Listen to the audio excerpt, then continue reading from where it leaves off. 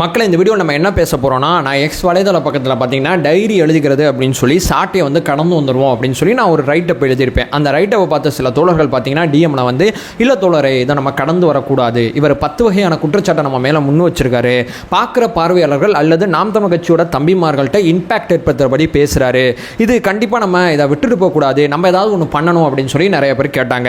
அவங்களுடைய கோரிக்கைக்கு இணங்க பார்த்தீங்கன்னா அந்த 30 நிமிஷம் வீடியோவை நான் ஃபுல்லாக பார்த்தேன். மொதல் விஷயம், அது எனக்கு டைம் வேஸ்ட். மொதல் விஷயம். ரெண்டாவது விஷயம் பார்த்தீங்கன்னா என்ன பர்பஸில் பார்த்தீங்கன்னா அதை நான் பார்த்தேன்னா, சரி நம்ம ஒரு பொதுக்கூட்டம் நடத்தியிருக்கோம், அந்த பொதுக்கூட்டத்தில் ஏதாவது குற்றச்சாட்டு இருந்தால் அடுத்தடுத்த பொதுக்கூட்டத்தில் நம்ம அதை திருத்திக்கலாம் அப்படிங்கிறதுக்காண்டி தான் அந்த வீடியோ நான் பார்த்தேன். ஒரு விஷயமும் கிடையாது. ஏதாவது பேசணும் அப்படிங்கிறதுக்காண்டி பார்த்தீங்கன்னா அஜெண்டா வச்சு, பச்சை அஜெண்டா வீடியோவில் தெரியுது, அஜெண்டா வச்சு தாவேக்காவை விமர்சனம் பண்ணியிருக்கார். சரி, நம்மளும் ஒவ்வொன்றா எடுத்து பார்ப்போம். என்ன காரணத்துக்காண்டி என்ன குற்றச்சாட்டை முன் வச்சிருக்காரு, ஒவ்வொன்றுக்கும் நம்ம தெளிவான விளக்கத்தை பார்த்தீங்கன்னா நம்ம கொடுத்துடலாம் அப்படிங்கிறது தான் இந்த வீடியோட எண்ண ஓட்டம். ஒன் பை ஒன்றா தெளிவாக நம்ம பார்க்கலாம். உற்சாக வணக்கங்கள், வாங்க பதிவுக்குள்ளே போகலாம். முதல் விஷயம் மக்களே, சில பேர் பார்த்தீங்கன்னா ஒரு சில காயை நகர்த்தியிருக்காங்க. அந்த ஒரு சில காய் பார்த்தீங்கன்னா இன்றைக்கி வெளியே வந்திருக்கு, அதனால் நம்ம இனிமேல் கவனமாக இருக்கணும் அப்படிங்கிற அந்த எச்சரிக்கையை பார்த்தீங்கன்னா என்னுடைய முதல் பாயிண்டாக வச்சிடுறேன். அதாவது பார்த்தீங்கன்னா முதலமைச்சர் மு.க. ஸ்டாலின் அண்ணன் சீமான் அவர்கள் சந்திச்சாங்கல்ல, சந்தித்த பிறகு பார்த்தீங்கன்னா இவங்களுக்குள்ள ஒரு நல்ல உடன்பாடு ஏற்பட்டிருக்கு. ஜூனியர் விடன் பார்த்தீங்கன்னா அதை பற்றி ஒரு தெளிவான ஆர்டிக்கல் எழுதியிருக்காங்க. அந்த ஆர்டிக்கல் படித்த அத்தனை பேருக்குமே இந்த சந்திப்பு ஒரு மரணத்துக்கான இரங்கல் தெரிவிக்கிற சந்திப்பு மட்டும் கிடையாது அப்படிங்கிற யதார்த்தமான உண்மைக்கு வந்திருப்பாங்க. ஏன்னா இவர் கட்சியில் பார்த்தீங்கன்னா நியூஸ் கார்டு போட்டார். நியூஸ் கார்டு போட்டு அவருடைய உடல் அடக்கம் செய்யப்பட்ட பிறகும் போயிட்டு மாண்பை காமிக்கிறார்னா இது மாண்பு காமிக்கிற நிகழ்ச்சி கிடையாது அப்படிங்கிறது நமக்கு ஆழமாக தெளிவாக புரியுது. அதுக்கப்புறம் பார்த்தீங்கன்னா இந்த தமிழ் தேசிய ஊடகங்கள் அப்படிங்கிற பேரில் நாம் தமிழர் கட்சியை ஆதரிக்கக்கூடிய ஊடகங்கள் அத்தனை பேருமே இனிமேல் திமுகவை தாக்கி 2 வீடியோ போடுவாங்க, தாவேக்காவை தாக்கி 5 வீடியோ போடுவாங்க. ஏன்னா நம்மளுடைய வாக்கு சதவீதம் பார்த்தீங்கன்னா இவங்களுக்கு பெரிய குடைச்சல் ஏற்பட்டிருக்கு. அந்த குடைச்சலை குறைக்கிறதுக்காண்டி முதலமைச்சர் என்ன டீலிங் போட்டிருக்காங்கன்னா 25% குறைச்சி காமிக்கிறோம் பாரு அப்படின்னு சொல்லி சீமான பார்த்தீங்கன்னா முதலமைச்சருக்கு வாக்குறுதி கொடுத்துட்டு வந்திருக்கார் அப்படிங்கிறதான் பிரதானமான செய்திகளில் வரக்கூடிய விஷயமா இருக்கு. மூத்த பத்திரிகை 100 வருஷ பத்திரிகையா இருக்கக்கூடிய ஜூனியர் விடனே இந்த விஷயத்தை சொல்லுது. இதன் மூலமாக நான் என்ன சொல்ல வரேன்னா, நமக்கு எதிராக இனிமேல் சாட்டைன்னு நிறையா சுழண்டு அடிப்பார் அப்படிங்கிறத முதல்ல நான் இங்கே பதிவு செஞ்சிடறேன். இது நம்பர் 1 பாயிண்ட். இப்போ நம்பர் 2, தமிழில் பார்த்தீங்கன்னா ரொம்ப தெளிவாக ஒரு விஷயத்த மார்க்கெட்டிங் பண்ணியிருப்பார், கொள்கையற்ற கூட்டம் தாவேக்கா அப்படிங்கிற விஷயத்த. ஏன்னா வீடியோ பார்த்தீங்கன்னா 2 லட்சம் பேர் பக்கம் பார்த்துருக்காங்க, ஆனால் தமிழில் பார்த்தீங்கன்னா கிட்டத்தட்ட 12 லட்சம் பேர் பார்த்துருப்பாங்க. அதனால தான் தமிழில் பார்த்தீங்கன்னா அந்த வார்த்தையை வச்சிருக்காரு. நமக்கு கொள்கை கிடையாது அப்படிங்கிற ஒரு விஷயத்தை பார்த்தீங்கன்னா ரொம்ப தெளிவாக சொல்கிறாப்புல. அந்த நிகழ்வில் பார்த்தீங்கன்னா 13 பேச்சாளர்கள் பேசுகிறாங்க, 9 வகையான தலைப்பின் கீழே பார்த்தீங்கன்னா அவங்க பேசுகிறாங்க. இதெல்லாம் பார்க்கும்போது அவருக்கு புரியலையா அப்படிங்கிறது முதல்ல எனக்கு தெரியல. இது நம்பர் 1. நம்பர் 2 பார்த்தீங்கன்னா எவ்வளவு தூரம் சொல்கிறது, எவ்வளவு ஏரியாவில் சொல்கிறது, இந்த நாம் தமிழ் கட்சிக்கு மட்டும் நம்ம கொள்கை ஏன் புரியவே மாட்டேங்குது அப்படிங்கிறது தான் நம்மளுடைய பிரதானமான விஷயமா இருக்குது. இங்கே பார்த்தீங்கன்னா தலைவர் விஜய் அவர்கள் மேடையில் பேசும்போது ரொம்ப தெளிவாக சொல்கிறாரு, இந்த மண்ணில் பார்த்தீங்கன்னா தமிழ் தேசிய அரசியலை நம்பக்கூடிய மனிதர்களும் இருக்காங்க, இந்த மண்ணில் பார்த்தீங்கன்னா திராவிட அரசியலை நம்பக்கூடிய மனிதர்களும் இருக்காங்க, அதனால தான் இது 2 கண்கள் அப்படிங்கிற விஷயத்தை சொல்கிறோம். இது 2 ஒரு பக்கம் இருக்கட்டும். நாங்கள் இங்கே எந்த கொள்கையோட எந்த இலக்கோட அரசியலுக்கு வந்திருக்கோம்னா மதச்சார்பற்ற சமூக நீதி கொள்கைகளோட நாங்கள் வந்திருக்கோம். ஏன்னா பிறப்புக்கும் எல்லா உயிருக்கும் அப்படிங்கிற அந்த தாரக மந்திரத்தை எங்களுடைய கொள்கையில் நாங்கள் வச்சிருக்கோம். எந்த விதமான சமரசமும் இந்த கொள்கையில் எங்கள்கிட்ட இருக்காது. நாங்கள் கொள்கை வழி அரசியல் மட்டுமே செய்வோம். அதாவது பார்த்தீங்கன்னா கொள்கையை இந்த பக்கம் தள்ளி வச்சுட்டு ஒரு அரசியல் பண்ணுவாங்கல்ல, இந்த அரசியல் பண்ண நாங்கள் வரல அப்படிங்கிறது எங்கள் தலைவர் பார்த்தீங்கன்னா ஆல்ரெடி தெளிவுபடுத்திட்டார். அது என்ன மதச்சார்பற்ற சமூக நீதி கொள்கைகள். ஒரு அரசு மதம் சார்ந்து இயங்குனுச்சுன்னா மதம் சார்ந்த பிரச்சனைகளுக்கு முக்கியத்துவம் இருக்குமே தவிர மக்கள் சார்ந்த பிரச்சனைகளுக்கு முக்கியத்துவம் இருக்காது. இங்க மதம் சார்ந்து இயங்கக்கூடிய அத்தனை அரசுமே ஒரு சர்வாதிகார அரசா தான் இருக்கு.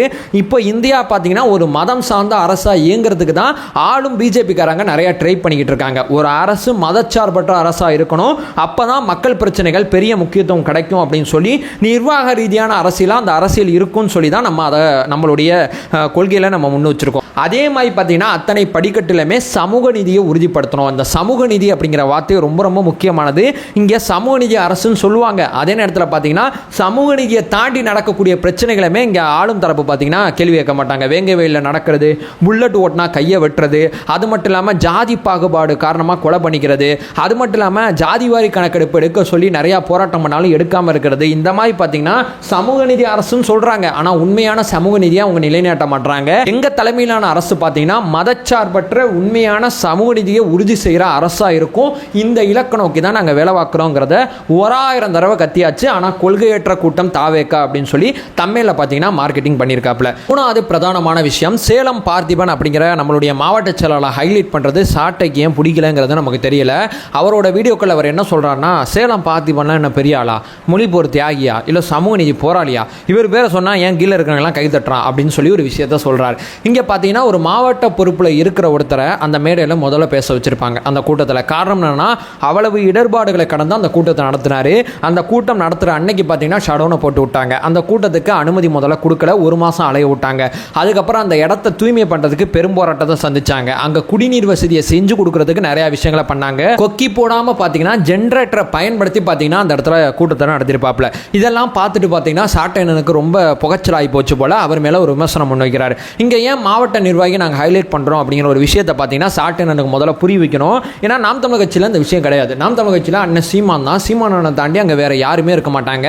ஏன்னா இங்கே இப்போ என்னோட தொகுதியில் பார்த்தீங்கன்னா நாம் தமிழர் கட்சியோட பொறுப்பாளர் யாருன்னு எனக்கு தெரியாது. அவருடைய முகம் எப்படி இருக்கும், என்னுடைய பிரச்சனை, நான் ஒரு பொதுமக்களாக இருக்கேன். ஒரு நாம் தமிழர் கட்சி இந்த பிரச்சனையை சார்ட் அவுட் பண்ணுவாங்கன்னா இந்த பிரச்சனையை அவர் மூஞ்சி தெரிஞ்சதானே நான் கொண்டு போவேன். அவர் மூஞ்சி எனக்கு தெரியாது. இந்த மாதிரி பார்த்தீங்கன்னா எந்த ஒரு தொகுதியிலையும் பார்த்தீங்கன்னா அங்கே இருக்கக்கூடிய பொறுப்பாளர் மூஞ்சி பார்த்தீங்கன்னா வெளியே தெரியாமல் பார்த்துப்பாங்க. இங்கே சேலம் பார்த்திபன் அவர்களை ஹைலைட் பண்ணுறதுக்கான காரணம் என்னன்னா, அவர் தொகுதியில் பார்த்தீங்கன்னா இந்த பொதுக்கூட்டமானது நடந்துச்சு. ரெண்டாவது பார்த்தீங்கன்னா அவர் தான் இந்த தொகுதியோட முகமாக இருக்காரு. பொதுமக்கள் பார்த்தீங்கன்னா உங்கள் பிரச்சனை அத்தனையுமே எதுவும் இருந்துச்சுன்னா தாவே காட்டதும் கொண்டு வரணும்னு நினச்சிங்கன்னா இவர் தான் எங்கள் முகம், இவர்கிட்ட நீங்கள் கொண்டு வாங்க, பிரச்சனை எங்கள்கிட்ட வந்துடும் சொல்லி மக்களுக்கு பார்த்தீங்கன்னா ஒரு வழியை கொடுக்கறதுக்காண்டி தான் அந்த பகுதியோட மாவட்ட செயலரை பார்த்தீங்கன்னா ஹைலைட் பண்ணி அவங்களுக்கு முக்கியத்துவம் கொடுத்து நாங்கள் அந்த பகுதியில் பார்த்தீங்கன்னா பேச சொல்கிறோம், பேச வைக்கிறோம், அவங்களுடைய புகைப்படத்தை அங்கே போட வைக்கிறோம். காரணம் என்னன்னா, மக்களுக்கு பார்த்தீங்கன்னா இவர் தான் நிர்வாகி அப்படிங்கிறத அடையாளப்படுத்த வேண்டியது ஒரு கட்சியோட தார்மீக கடமை. அவர் வளர்ந்துருவாரோ, அவருக்கு வந்து முக்கியத்துவம் கொடுத்தா அந்த தொகுதியில் பார்த்தீங்கன்னா வேற யாருக்காவது ஏதாவது நடந்துச்சுன்னா நம்ம என்ன பண்ணுறதுன்னு சொல்லி இந்த மாதிரி இன்செக்யூரிட்டி எங்கள் தலைவர்கிட்ட கிடையாது. அது உங்கள் தலைவர்கிட்ட இருக்கு. அதனால தான் மாவட்ட நிர்வாகி ஹைலைட் பண்ண மாட்டீங்க. மாவட்ட நிர்வாகி ஹைலைட் பண்ணுறது ஜனநாயக அரசியலில் ஒரு கடமை அப்படிங்கிறது சாட்டையனுக்கு இந்த வீடியோவில் நான் சொல்லிக்கிறேன். இதை செய்யாதனால தான் நாம் தமிழர் கட்சி ஆட்சியை பிடிக்க முடியல அல்லது ஒரு தொகுதியில் கூட ஜெயிக்க முடியல அப்படிங்கிறது தான் என்னுடைய வாதமாக இருக்குது. அரசியல் புரிஞ்சுக்கிட்டு அரசியல் சார்ந்த விமர்சனங்களை முன்வைங்க அப்படிங்கிறது என்னுடைய பெரிய கோரிக்கையாக இருக்குது. இப்போ அடுத்த விஷயம் பார்த்தீங்கன்னா பொதுச் செயலாளர் என்னானது அவர்களை பிடிச்சிக்கிறாரு. அதாவது பொதுச் செயலாளர் பார்த்தீங்கன்னா அந்த மேடையில் சேலம் பொதுக்கூட்ட மேடையில் ஜேவி அப்படிங்கிற வார்த்தையை பயன்படுத்தினார். ஜேவினா ஜோசப் விஜயா அண்ணன் சொல்கிறாரு. ஜேவி அப்படிங்கிற வார்த்தையை அவர் பயன்படுத்தினது ஜனநாயகன் அப்படிங்கிற ஒரு பிரச்சாரத்தை முன்னெடுக்க. இங்கே எம்கேஎஸ் அப்படிங்கிற ஒரு விஷயம் இருக்குது, ஜேஜே அப்படிங்கிற ஒரு மாடல் இருக்குது. அதே மாதிரி பார்த்தீங்கன்னா நாங்கள் எங்களுடைய அரசியலில் பார்த்தீங்கன்னா ஜேவி அப்படிங்கிறது பார்த்தீங்கன்னா ஜனநாயகன் விஜய் அப்படிங்கிற ஒரு வார்த்தையை முன்னெடுக்கிறதுக்காண்டி அந்த வார்த்தையை அறிமுகம் பண்ணார். நேற்று முழுக்க அதை ஹேஷ்டேக் போட்டு நாங்கள் ட்ரெண்ட் பண்ணோம். இது ஒன்றா அவருக்கு தமிழ் பேச தெரியல அப்படிங்கிற குற்றச்சாட்டை முன்வைக்கிறாரு.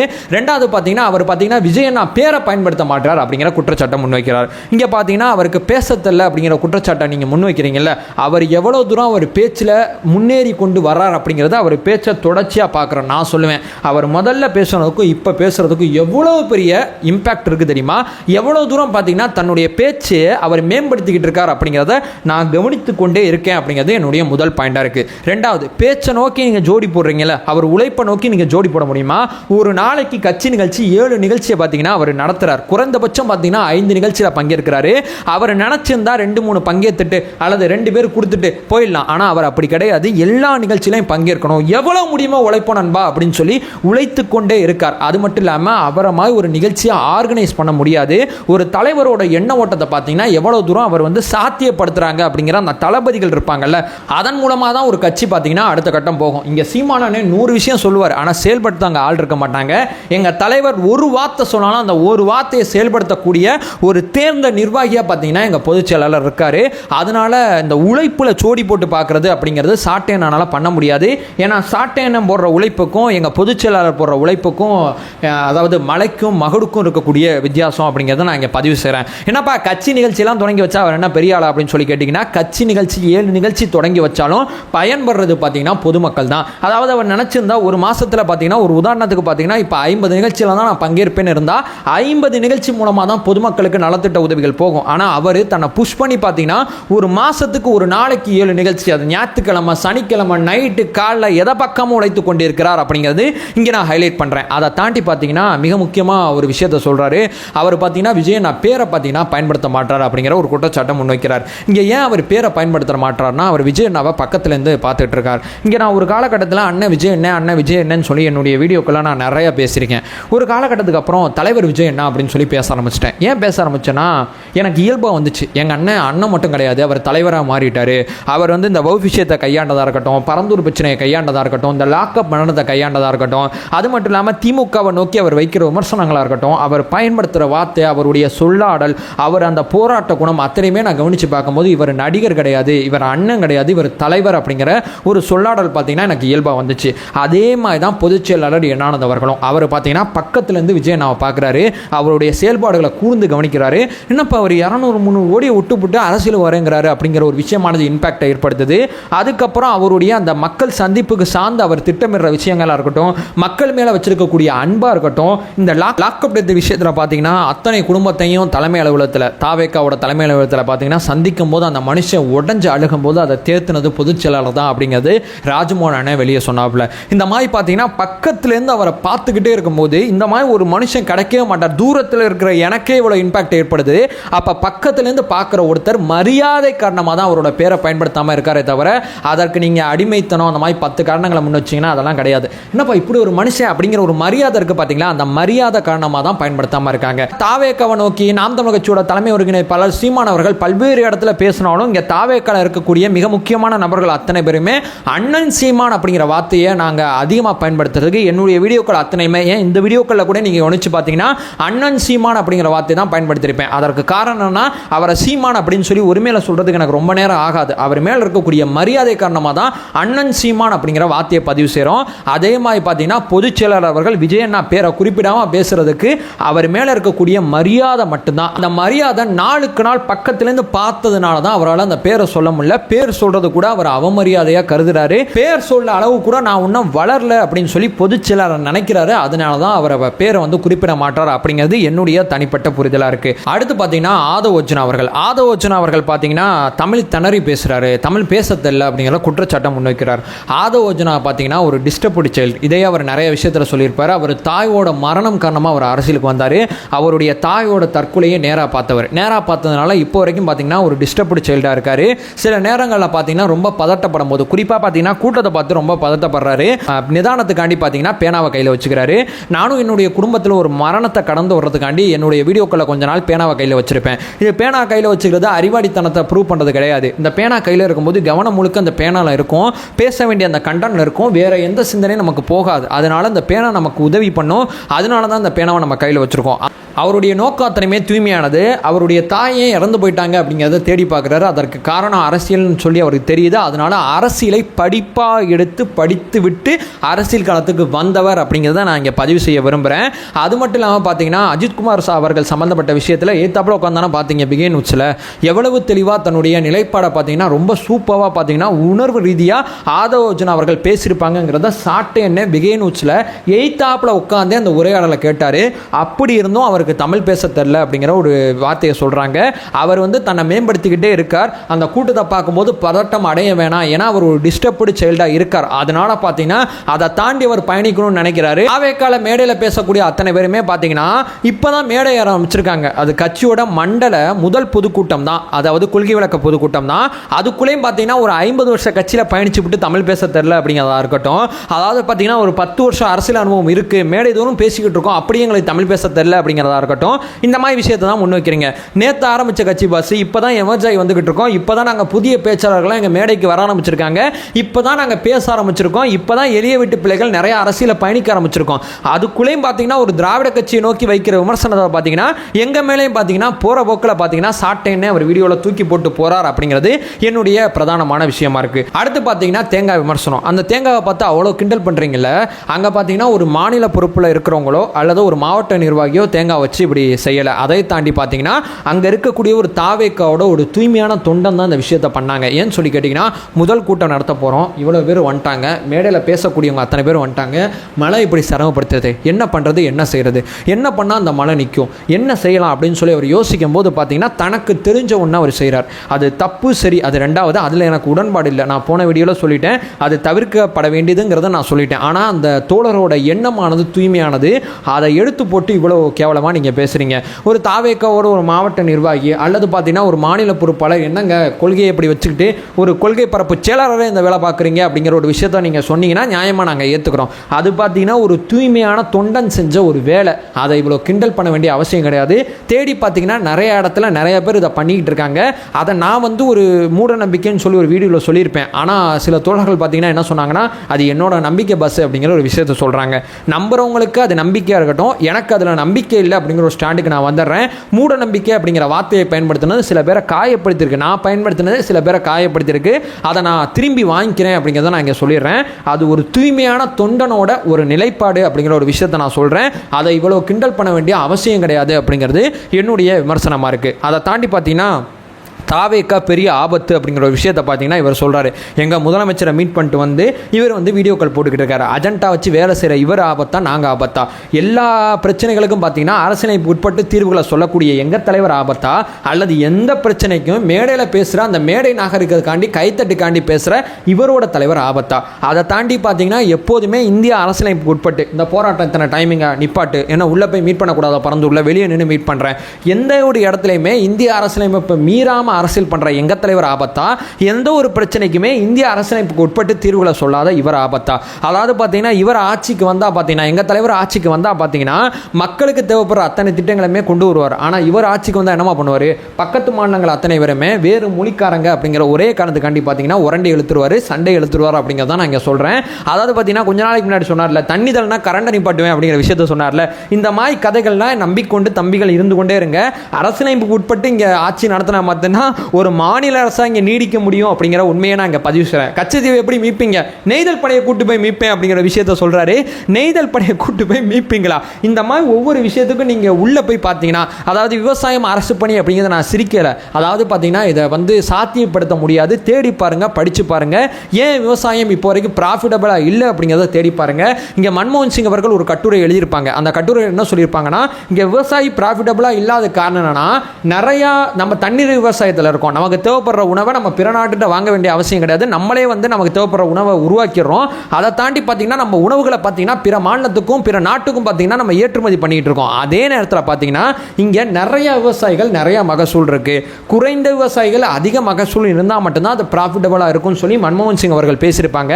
இருக்கிற எல்லாரும் விவசாய வேலை பார்த்தா அதிகமான மகசூல் வந்துடும்.